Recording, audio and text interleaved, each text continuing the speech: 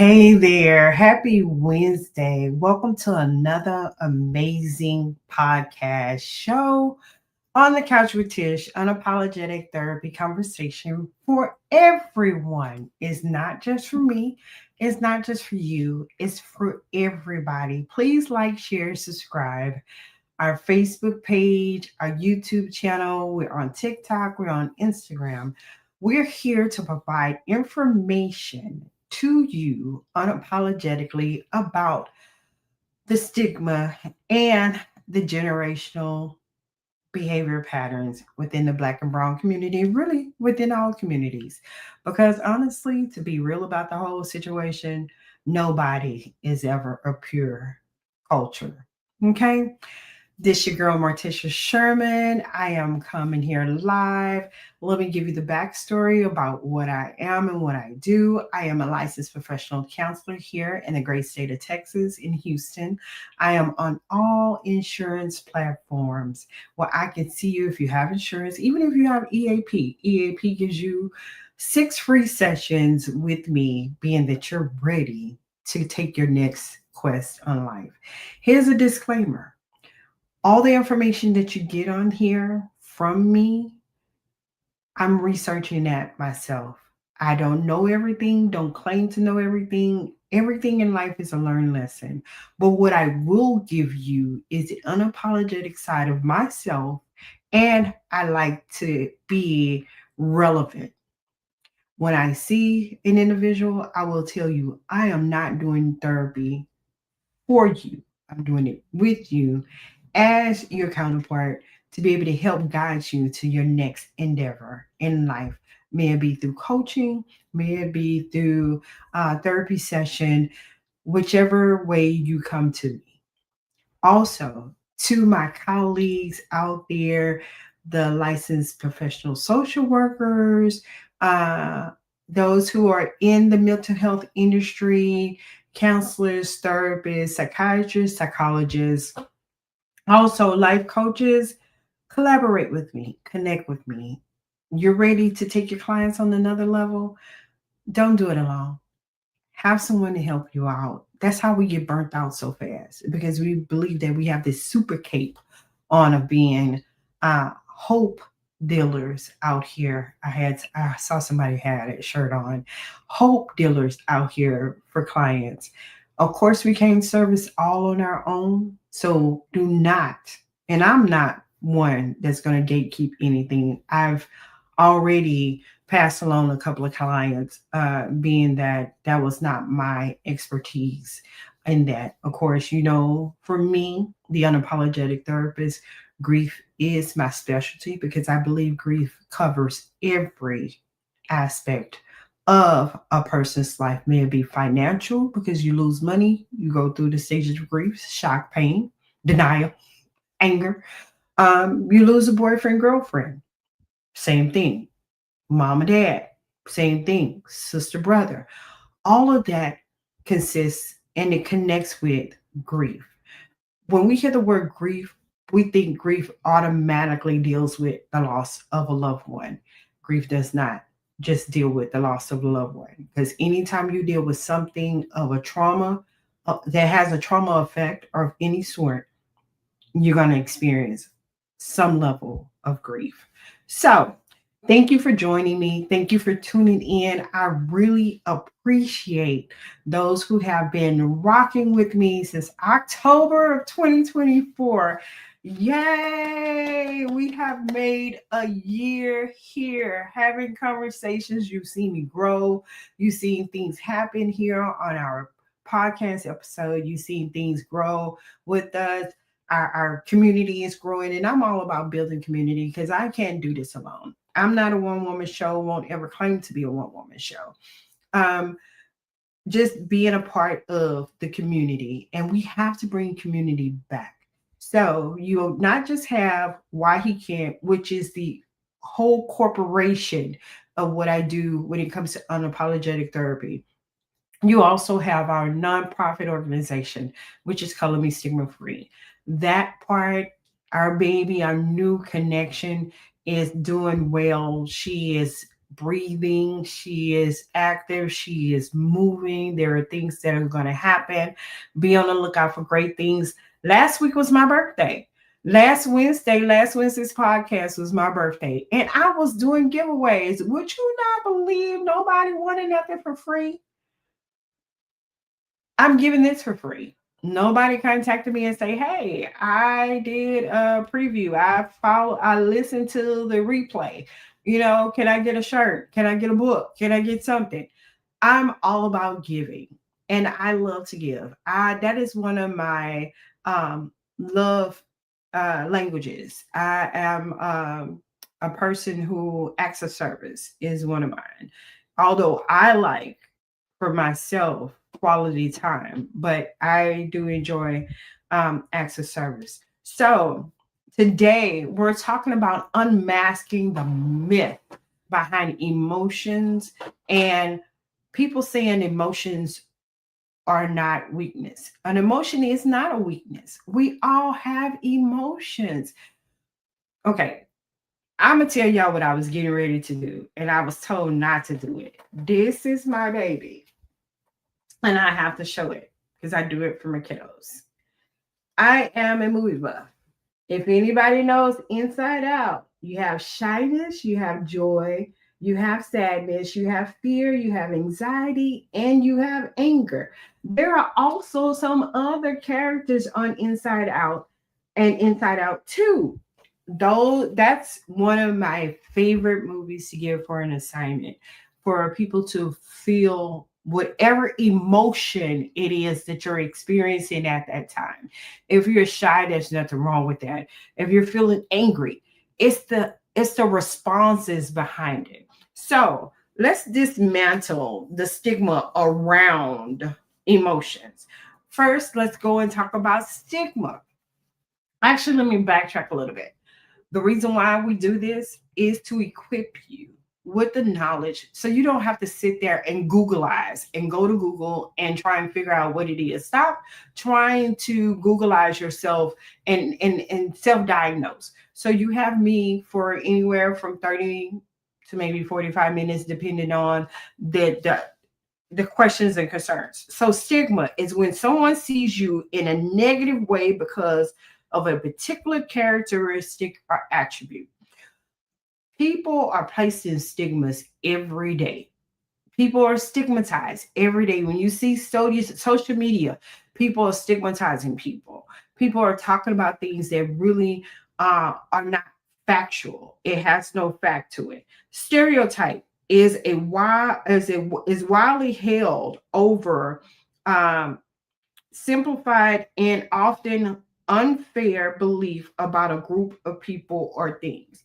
Do you not know? It's not just a black and brown community, but other groups and communities and cultures are stereotyped.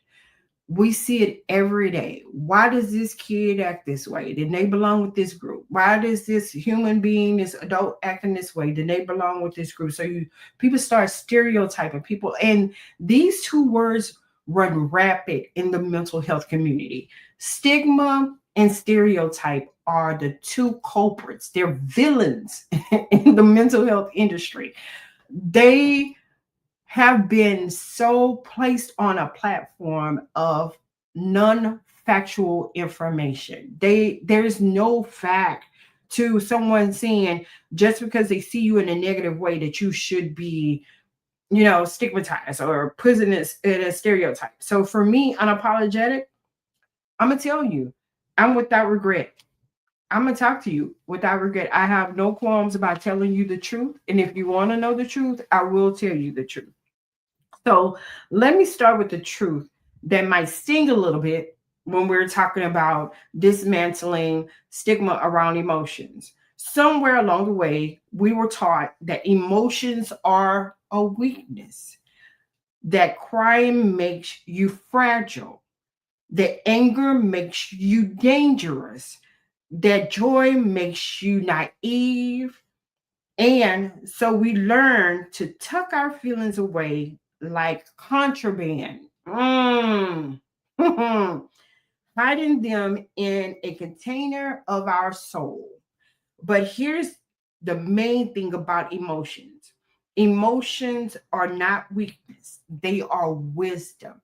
When you're displaying, like I said, I showed you, I almost wore it tonight. I was told not to. When I showed you this, when you're displaying anger, sometimes you have to sit down and be like, what was that triggered me to make me angry? Anxiety is normal. Fear is normal. Sadness is normal. Joy is normal. Being shy is normal. These are normal emotions. These are emotions that human beings have them. And if you don't have or have never displayed those, I think you need to pinch yourself, because you're not a robot. So they are the language of humanity.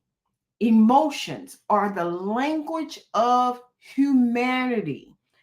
So today, we're going to dismantle the stigma that says otherwise. So come sit with me. Sit on this couch with me. You have questions? My comment section is open. If you're watching, don't nobody see the comments unless they go back and follow. And I wish that they would. So remember to like, share, and subscribe. This episode is going to be on YouTube. It's also going to be on Facebook. Where the stigma comes from. Think about it. How many times have you heard, man up, stop crying, don't be so sensitive? These are just words. These are not just words, they're cultural codes. So as a male, you hear men being told all the time, man up, stop crying, stop being so sensitive. Why are you acting like a girl? Why are you acting like you up under your mama too much? Hey, Keisha. That's my girl. Um, Man up. All these cliches that you hear and these statements that you hear, and what it does is shuts a person down from being able to display what their emotions are. If you're in fear, express it. If you're angry, express it, but it's the response behind it. If you're angry, please don't go bust out nobody windows or anything like that. I'm not giving you permission to do so. I'm not giving you permission to do anything like that. I was even told about there's places that you can go and break stuff if you're angry, but then there's a pros and cons to it. The pros was you're breaking it to express your anger, but then sometimes if you're not covered, then the glass will pop up and cut you. So I don't need none of that. So use your own precaution. Use wisdom. Like I said, it is wisdom. Wisdom, your emotions are not weakness, they are wisdom. In our families, in our faith spaces, in our schools, we've been conditioned to believe that emotions are dangerous, messy, and shameful. How so?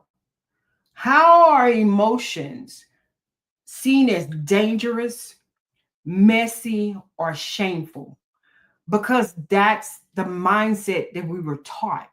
Change your mind, change your behavior. Change your mind, change your thought process. Just because you're angry doesn't mean that you're dangerous. Just because you are feeling some type of anxiety doesn't mean that you're messy. Because you're shameful does not mean that that emotion is wrong. It's not. So, because we've been trained to think these things, how can we reverse that? How can we go back and reverse the fact that people, and it's not factual. I take that back. I digress on that one. It's not factual that when we're angry, we're dangerous. When we're angry, we're displaying an emotion. So that's making me dangerous? No. I'm showing you that I disapprove of this matter, or I dislike this situation, or this doesn't sit well with me. When something's going on and it's causing you to feel like it's messy, that's how I'm feeling right now. You're making me anxious because you're causing mess, or you're putting me in a messy situation that I had nothing to do with, or shameful. Just because I found out that the person that I've been with all this time was not the person that I thought was who they were. I had this conversation the other day about people giving you what it is, their presentation. And that presentation is false. When you first meet somebody and they're giving you this self perception, but then you find out that's not who they are later on, you should always keep yourself open to know that when that person meets you, that you're getting a presentation of who they are, but it's not all of them. Okay. Not to say that they got multiple personalities. I'm just saying, some people can be BPD, but that's neither here nor there. That's not for you to say that they are. But the truth is, stigma thrives on silence. When you have stigmas out there, it thrives on silence. And I've been saying this for the whole year that I've been doing this podcast. You have to be your own voice. You have to be the voice of who you want people to see and to respond to and to respect. When you're silent and then they put you in a stigma by saying they see you in a negative way because you're acting of a particular character or you're doing a particular attribute, you don't want people to believe that that's who you are. To every time when they see you, it's like, oh, let me jump on the other side of the street because so and so may be dangerous because I've seen them acting angry. Well, did you ever ask them what was the trigger behind it? That's just like walking up to a store and you're in a line, in a grocery line, and the clerk may have had a bad day. They're not dangerous. They just had a bad day. Sometimes it's a smile, or I know your day may have not been the best day today, so how can I make it a better day for you? Stop being selfish and thinking that everything is about you. It's not. We all are human beings. Humanity. Humanitarians, you hear the humanitarian awards, you hear all of that. That's the language of humanity. Emotions are the language of humanity. So, suppressing emotions does not make you strong.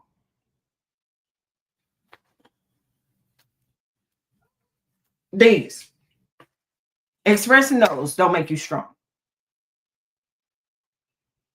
It makes you silent when you're suppressing them, when you're suppressing your anger, when you're suppressing your anxiety, when you're suppressing your fear, when you're suppressing your sadness, when you're suppressing. Now we can show joy all day long. Oh man, joy is just, if you ever seen Inside Out, the movie Inside Out, joy took over the whole movie. I'm just gonna give it to you. She felt like anxiety didn't need to have a voice. She felt like fear didn't need to have a voice. Anger need to have a voice. Sadness didn't need to have a voice. Shyness, all the other emotions. She felt like joy needed to be the thing all day, every day. Your therapist, your podcast therapist right here, the unapologetic one. I experienced those emotions. I don't suppress them. I do not suppress them. But when I'm in like they say in a pickle, in a situation that I know that my response would not be the best response, I will back away.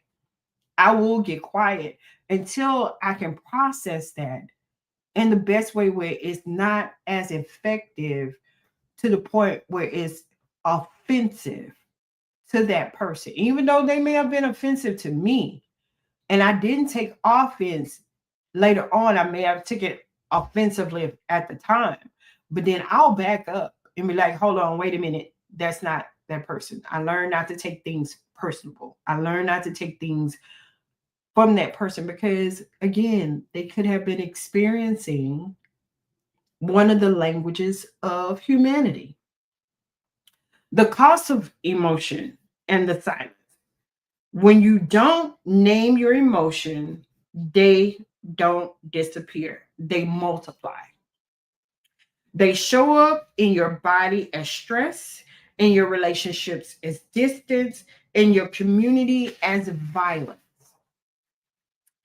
Emotional silence is expensive. It really is. It costs us connections, it costs us health, and it costs us legacy. How so do you say that? What does that look like? Emotional silence is expensive. It causes you connections because instead of you asking the person the question that became offensive to you, that caused you to have anxiety, that caused you to be angry, that caused you to have fear, to cause you to have sadness, to cause you to be shy. If you don't ask that person the question instead of assuming, it loses connection.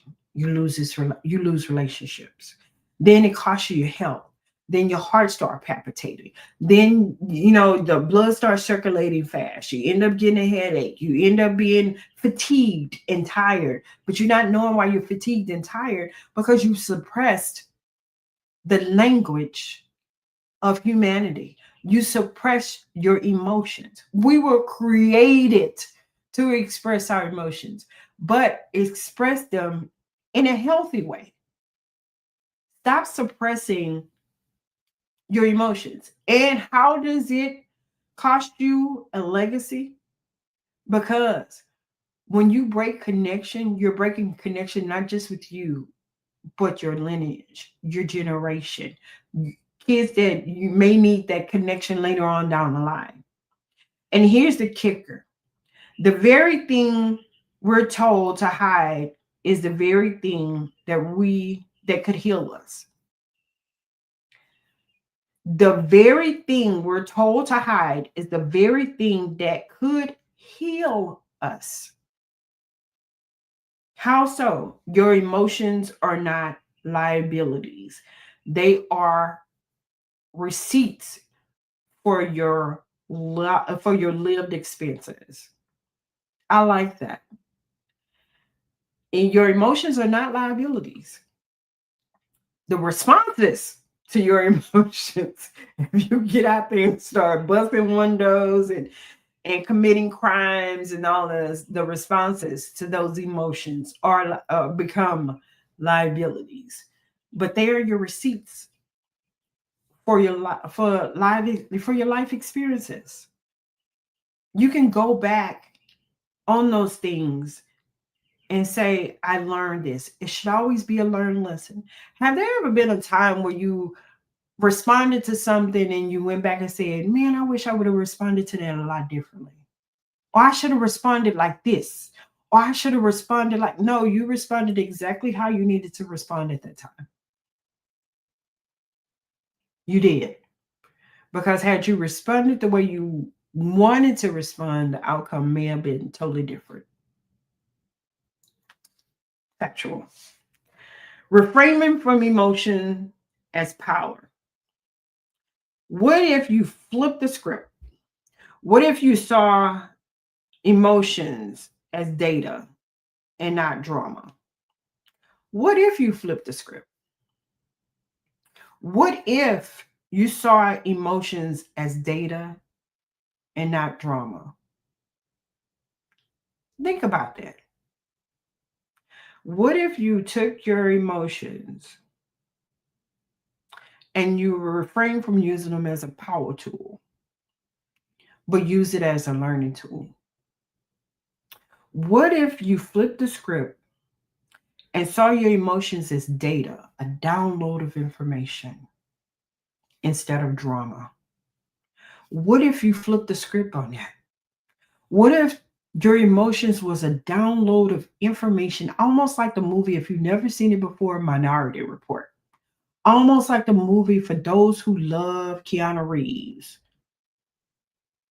That movie, Matrix. I love the Matrix.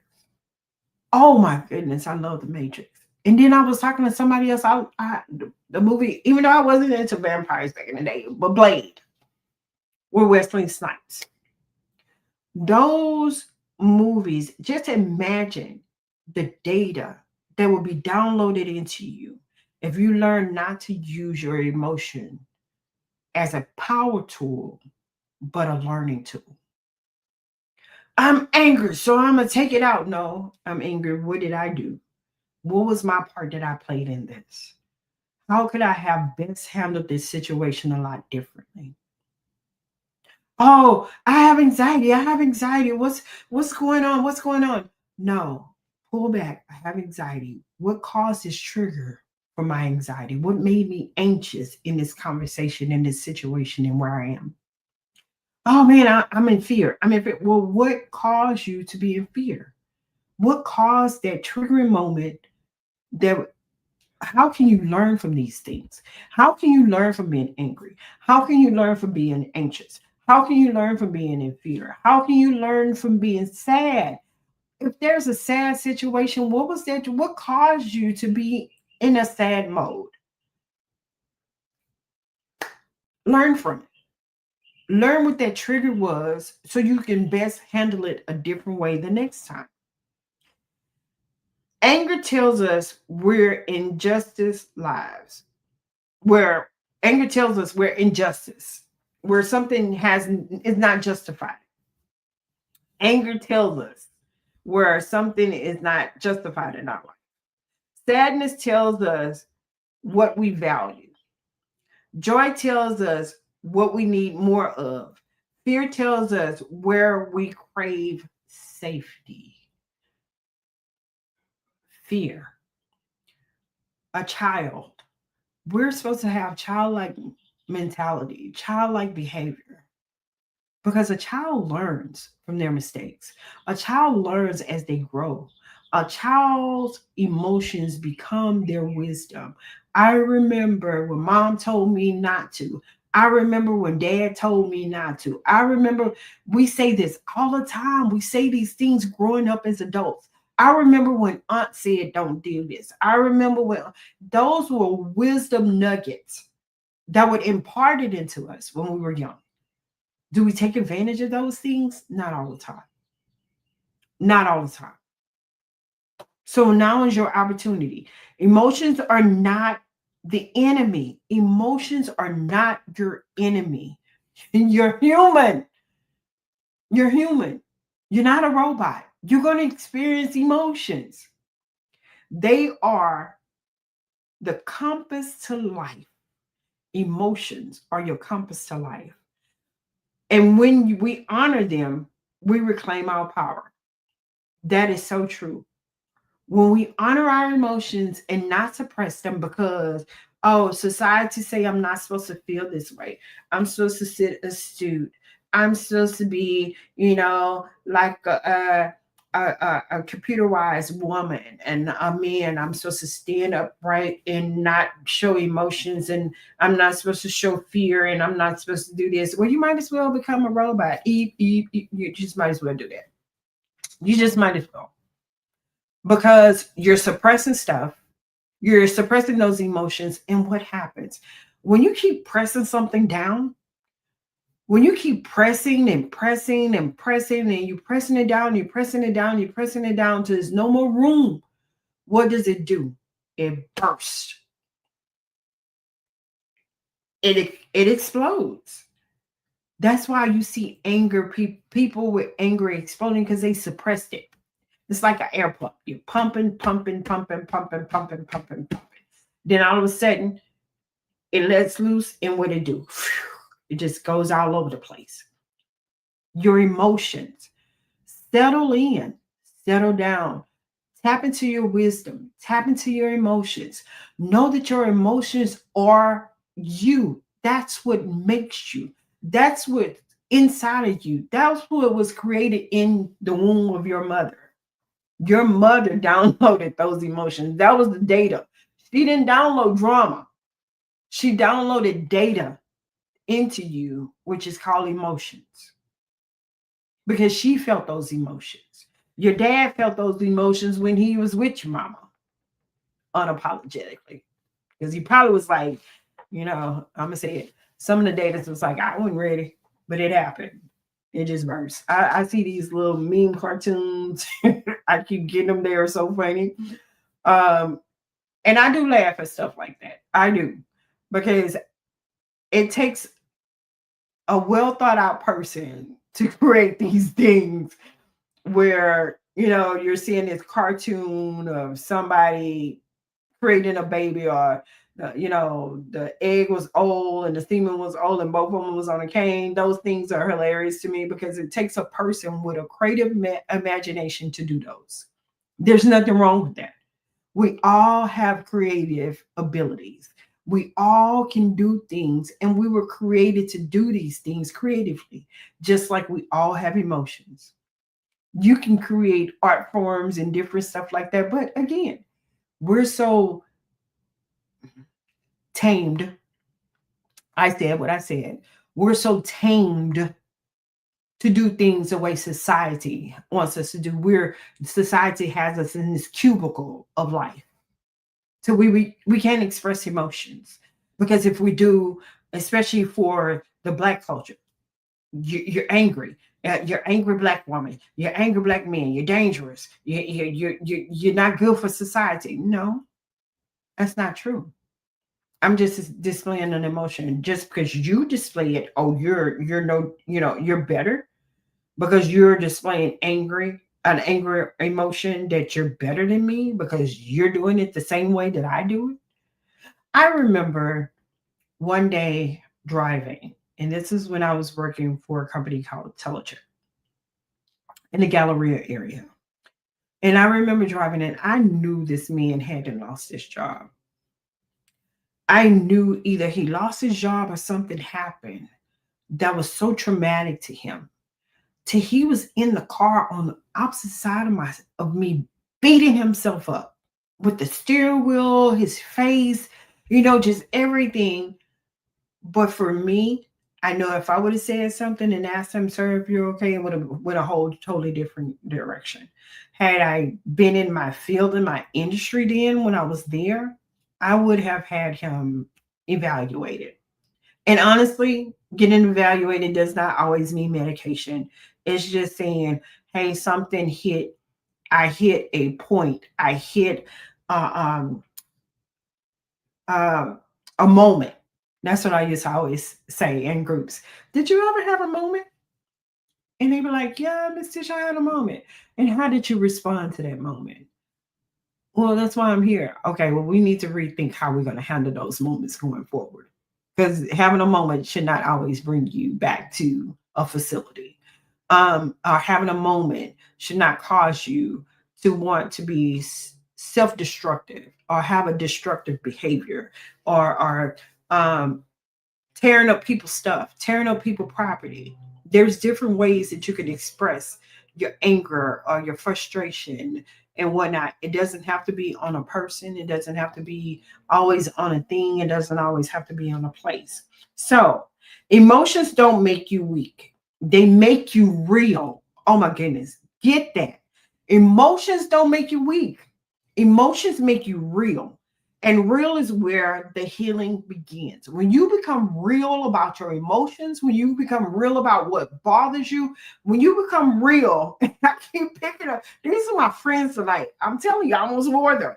When you become real about your fear, your sadness, your joy, joy, I don't know, shame, anxiety, and anger, when you become real about those things, and there are some more, disgust, um, what else? I'm neither moved nor slighted. Y'all know that's one of my statements. I'm neither moved nor slighted. And reason being because I have to refrain from doing certain things so I won't lose my license. So emotions don't make you weak. Prime example. Sometimes I get to a point where I go back on things that may have transpired within me after I have a session.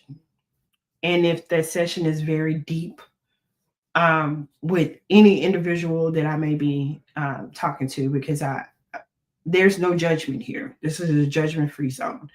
There's nothing on God's green earth that anybody who has ever talked to me or have expressed anything to me that I have not already gone through or grown through. I always say grow through. Only thing I have not done is hard illicit drugs. Only thing I have not done. That's my first thing. But best believe, whatever I sit with anybody that I talk to, I'm going to give you the real because you're going to see my emotions. You're going to see my wisdom because I come to you from experience. I'm not coming to you from book. I'm not coming to you by sitting around just lollygagging, doing nothing. I didn't make 54 last Wednesday for nothing. But when someone says to me, "Ooh, Miss Morticia, you make what I've been through different," because I want you to know you're not the only person who has ever grown through it. You're not. You're not going to ever be the only person that goes through emotions. You're not going to ever be the only person that goes through life situations, life changes, things that happen. If I actually sat you down and told you everything, you will be mad with every person that ever encountered my life in my past. But I don't want no one to hold any type of anger or anything towards them because I don't. And that's maturity. That is a maturity when you can sit in a room with all the people that hurt you and still love them. That's why I love that scripture. God puts a table before the presence of your enemies so they can see that you're still eating. They can see that you're still breathing. They can see that whatever they did, whatever the enemy caused them to want to do to you, did not affect you. Actually, it should have elevated you even more so. It should have took you on another level in your emotion and said, "Hey, I'm mad that they did that to me, but I'm not going to respond." Because you know why? Because if I respond, that's going to take me backwards instead of making me go forward. And that's how I take life. Do what you must. Do what you feel. Unapologetically, I will love you unconditionally because I know at the end of the day, you'll see me again. And when you see me again, I'm still going to smile at you and I'm still going to treat you with kindness because it affects me, my emotions. I listen to my emotions because they're my wisdom. So, practical tools for emotional awareness. So, how do we dismantle stigma in real time? Here are three quick practices. One, name it to tame it. Name that emotion. Say it out loud. I'm angry. I'm hurt. I'm sad. I have anxiety. I'm anxious. All of these, whatever you're feeling, name it and tame it. And what we mean by taming, naming emotions reduces their power to control you. It reduces the power to control you. When you name that emotion, it reduces the power to control you. You take control. You have control. You're in power of it. That's what happens. Two, pause before you perform. I like that. Pause before you perform. You don't have to respond to everything.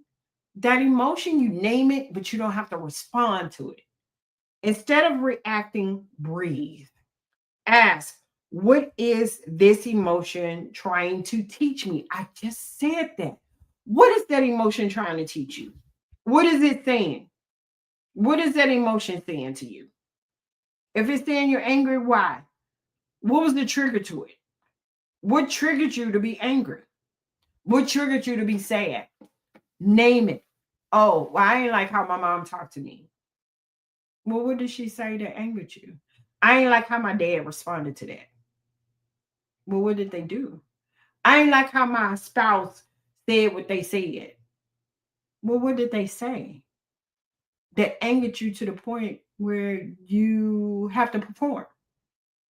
Everything does not deserve a response.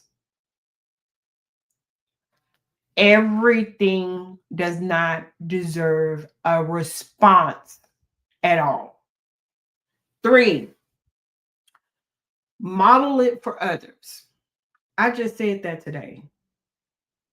I'd rather for a person to see my walk than to see me talk because a lot of people don't know that I got ordained in 2016.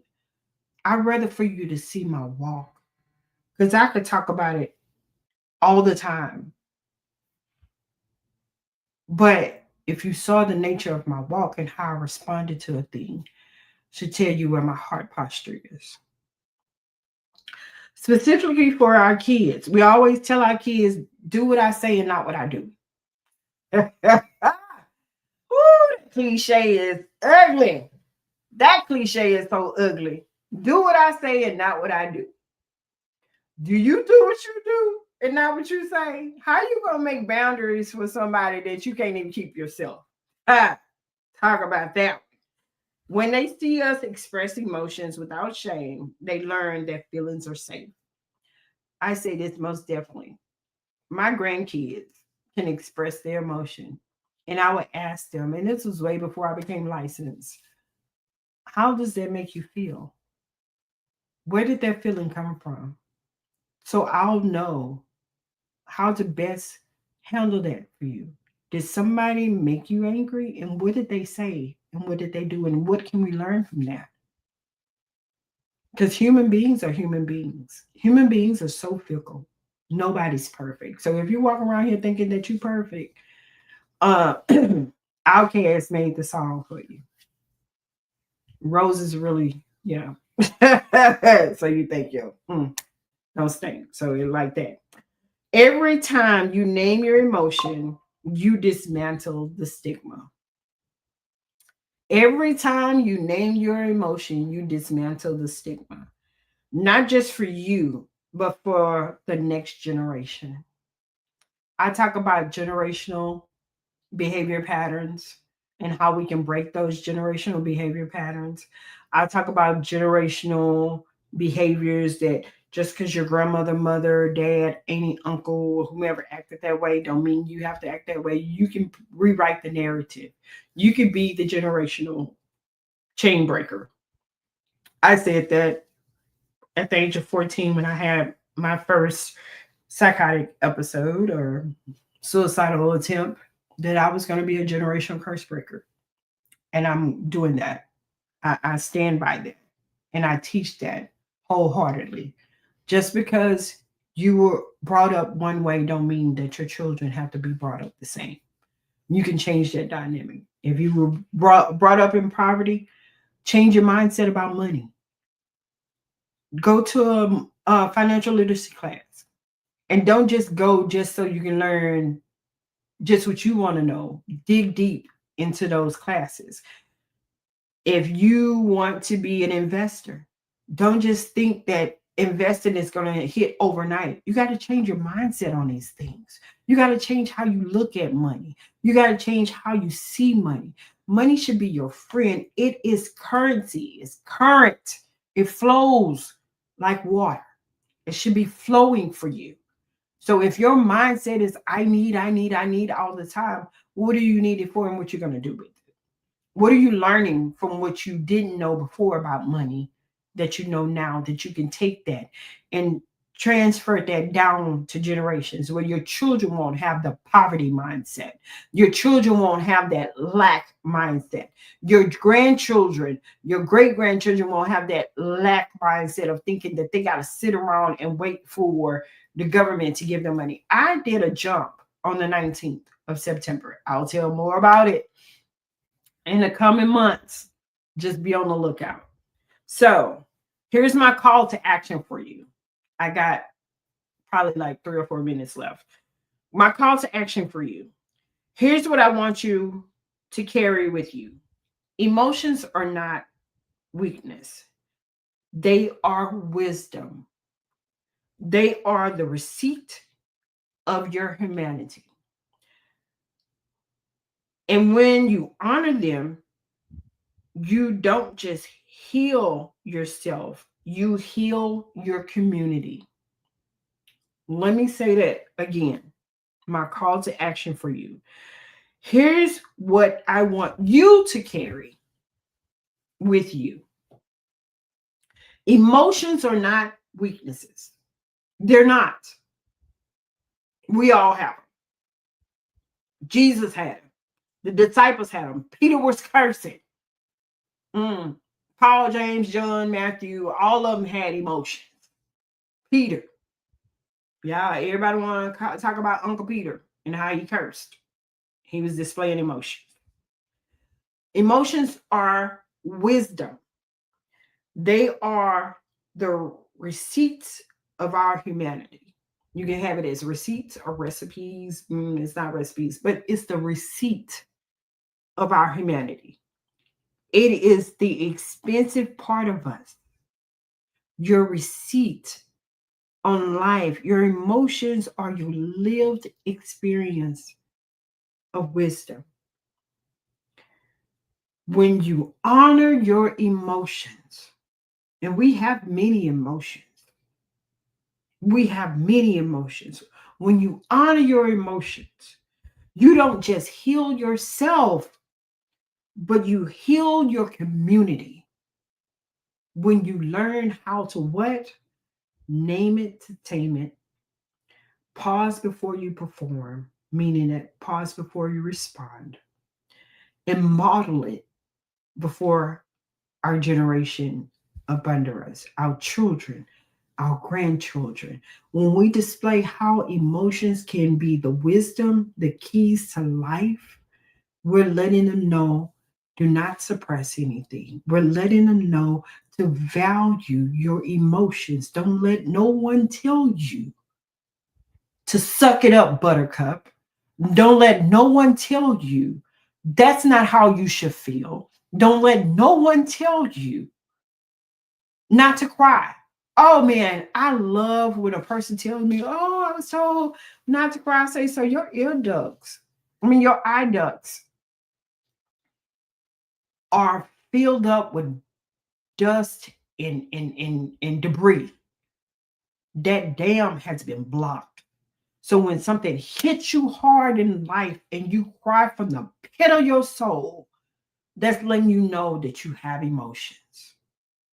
When you have one of those soul cries, I'm talking about one of those cries that I almost feel like when grandma or mama hit you with that belt so hard, it made you go,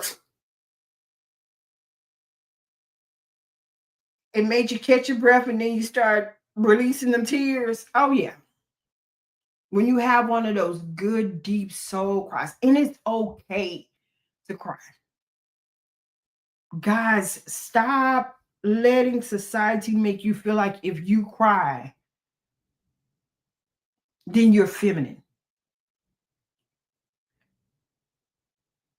I I, I don't trust a man that don't cry.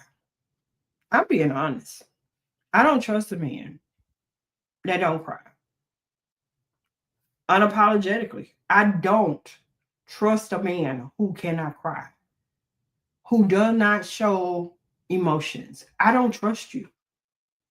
And the reason why I don't trust you because you suppressed it, and then as soon as something hits you hard, I may get the blunt of it. And I've been through domestic abuse. I've been through violence. I've been through those things. So when I'm looking at you like, hey, you tell me you don't cry, we're going to find out what happened. We're going to flip that rug over and we're going to get up under that and we're going to dig deep. We're digging into the core of why you're not crying. So when you have a session with me, you will cry because we're going to dig deep. I ain't sugarcoating nor skirting around anything. If you never cried before, it's going to happen because I want you to have that release. Your dam is blocked. Water your garden, and that's what your tears are doing. It's watering your garden of life. It's watering it. So if you're not watering your garden of life, that means you dry. You dried in the Sahara Desert, and I don't need it. I don't. I sat on my back patio last night and had a crying session, unapologetically. Why? Because I needed that. I needed that. Seeing the age of 54, I needed that. After all I've been through, I needed that. I watered my garden. I gave myself the receipt to show that I had a life experience.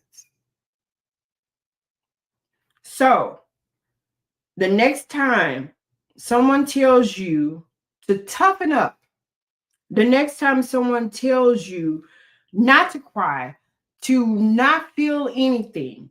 I want you to remember this. Strength is not the absence of emotion. Strength is the courage to feel it, speak it, and still keep moving. It is the strength of courage to feel it, speak it, and still keep moving. Because that's what you have to do. That's what brings you to life. That's how we dismantle stigma. That's how we build legacy. That's how we reclaim our emotional freedom.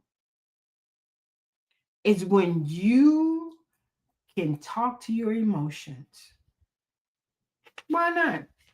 You talk to yourself in the grocery store when you're picking up groceries. Why not? You talk to yourself when you're in the car, you be like, did I just sing that song that wrong way? Did I just hit that note like that? Why not?